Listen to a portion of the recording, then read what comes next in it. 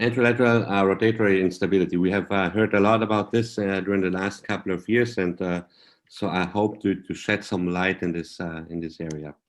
So what is anterolateral rotatory instability? In the normal knee, we have the center of rotation on the medial spine, and the knee rotates like this.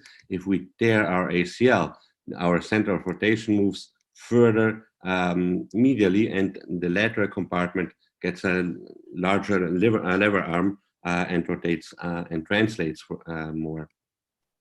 But we know when facing anterolateral rotatory instability tested by the pivot shift, that not every pivot shift is the same. As you can see here, we have a grade 1 pivot shift versus a grade 3 pivot shift. And so these are different patients with different instability patterns, and we need to treat them differently. There's not one single option to treat these patients.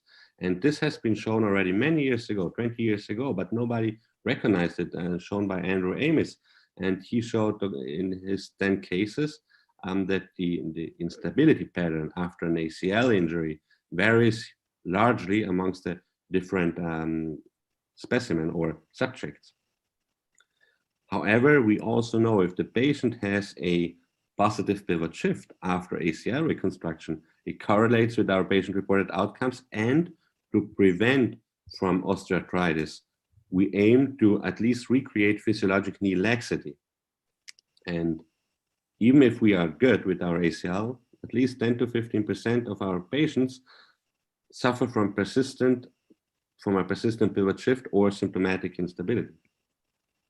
And therefore, in 2013, Stephen Claes presented this study in all media about the new ligament, the ALL, and everyone was happy because everyone had now an explanation to treat patients with anterolateral rotatory instability. However, if you look at all the following articles on the anatomy, you can see that the ALL, the so-called ALL, is differently amongst the different publications. So whenever something is that variable in size, in shape, in their location, it cannot be a real consistent anatomic structure. And in fact, we sat together in 2019 in Watford, London, with an international consensus group. It was about 15 surgeons led by Al Gatgett and Charlie Brown. And we defined that the ALL is a structure within the capsule. So it's a capsular structure. It's not a distinct ligament, but it's a capsular structure. And instead of talking about the anterolateral ligament, we should start talking about the anterolateral complex, because there's much more than just one ligament. We have the iliotibial band with its superficial and deep fibers, and we have the ALL and the capsule. And in fact, we looked at this in our study published in OJSM and KSSTA, that you have a first layer, the really dense iliotibial band. Everyone knows that if you reflect the iliotibial band, you have some distinct Kaplan fibers here shown as KF, and the deep iliotibial band. And this has been described already in 1958 by Kaplan, in fact. So this is not new at all. We just neglected anatomy for 70 years, basically. If we go one layer deeper to the capsule, there's just a capsule. There's no distinct ligament. However, on the right image here with the black triangle, you see a structure. And this is the capsular osseous layer of the iliotibial band. And this could have been described as ALL, but again, everything was known. It's not new at all. And this is an important fact. We also defined that the ALL, or capsular osseous layer, or how you want to call it, has attachment to the lateral meniscus. And if you look here, this is basically the coronary ligament. And I think it's important to keep these attachments intact, especially when you're facing, for example, patients with a complex lateral meniscus injury. The question is now, why are our ACLs not perfect? Why do some patients continue to have a persistent anterolateral rotatory instability? And if you look at these in vivo kinematics data, this is the physiologic knee. So this is the green line is the physiologic kinematics in a healthy knee.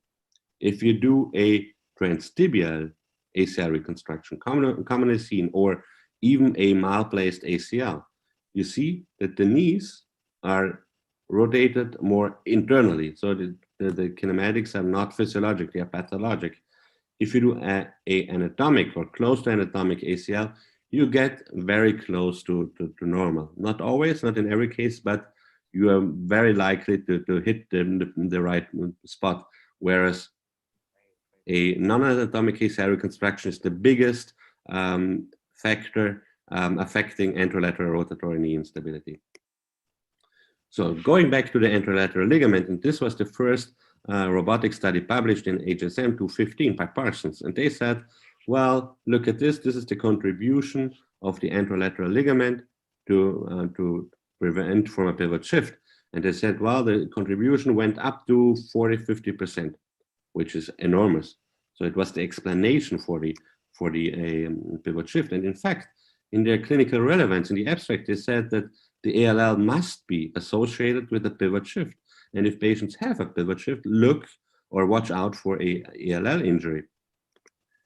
But again, looking at our anatomy, there's no such clear thing as the ALL. And understanding the pivot shift, we know that the pivot shift does not persist or is not present at 60 degrees of knee flexion, but it happens during the first 30 to 40 degrees of knee flexion. And if you look here at, for example, 30 degrees of flexion, you have about 30% of contribution of the anterolateral ligament. So there must be other structures influencing the pivot shift. And then the next question is, when looking at all these high-ranked papers in very renowned surgeons, you need to look not only at the graph saying, okay, there are many asterisks indicating statistical significance, but look here on the graphs. This is degrees, one degree difference. So if you look here at for example, 0 degree, there's 1.5 degrees difference in rotation on a cadaveric knee, not even on a healthy knee.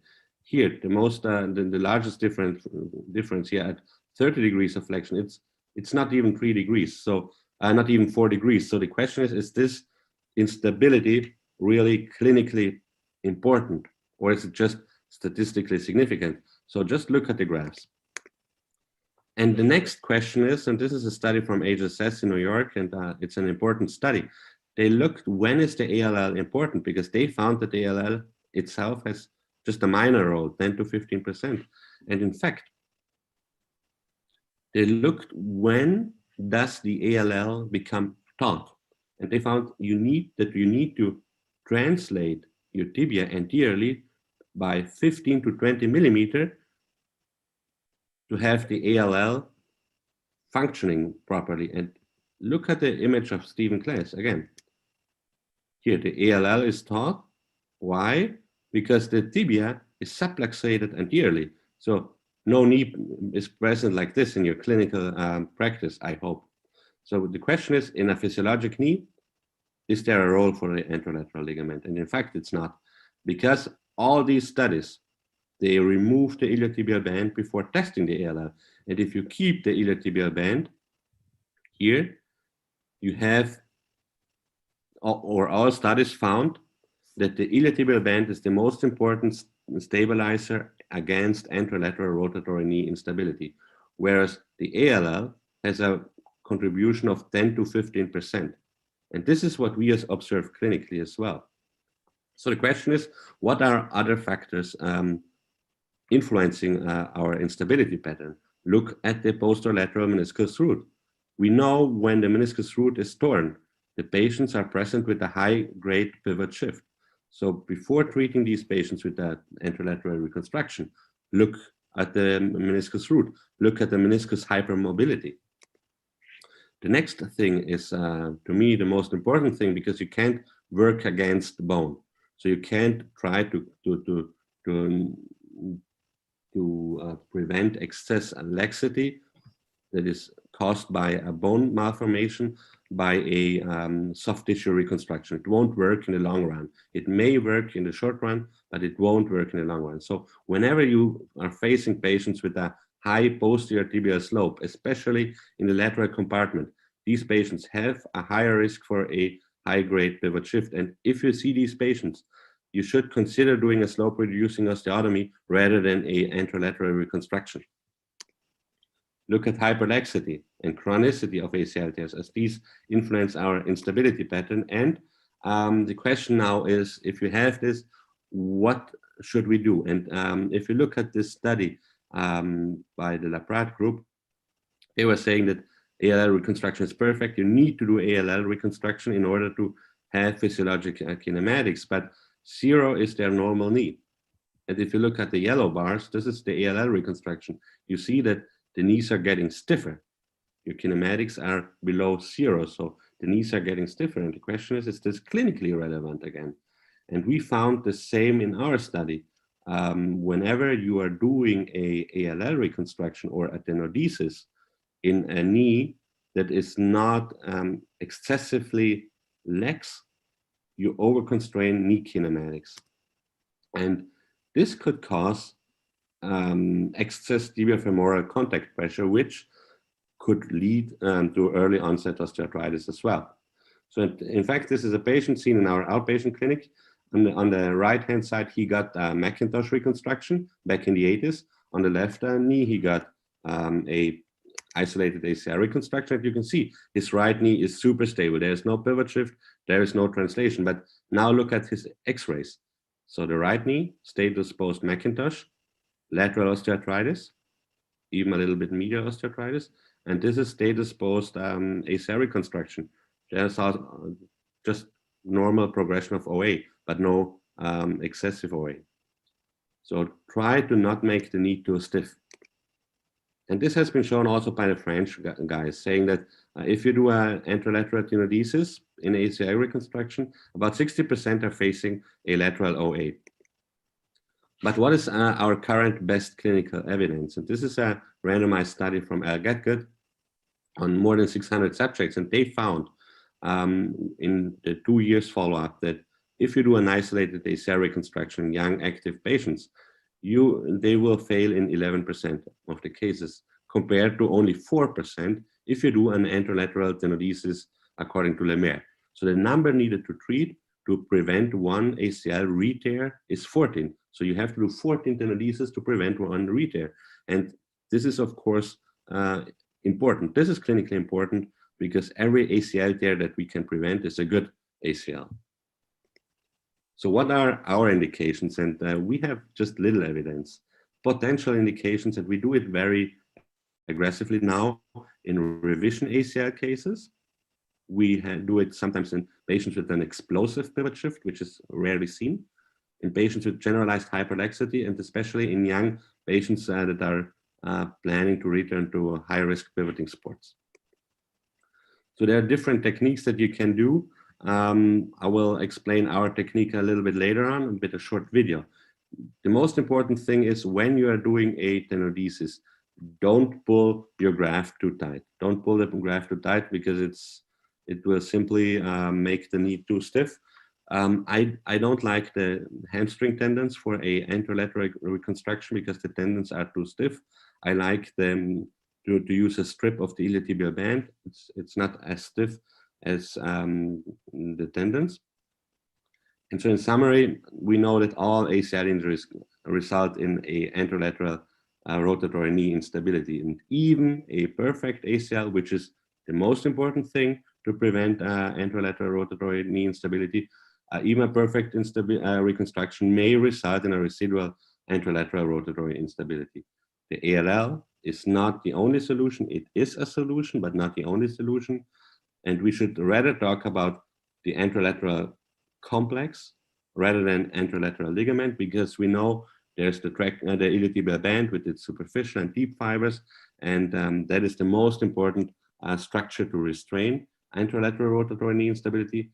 Look at other risk factors like posterior lateral meniscal root tears, look at the posterior tibial slope, and then decide whether or not performing a anterolateral reconstruction, because it's very potent in reducing the re-rupture rate. And this is now the technique we are doing.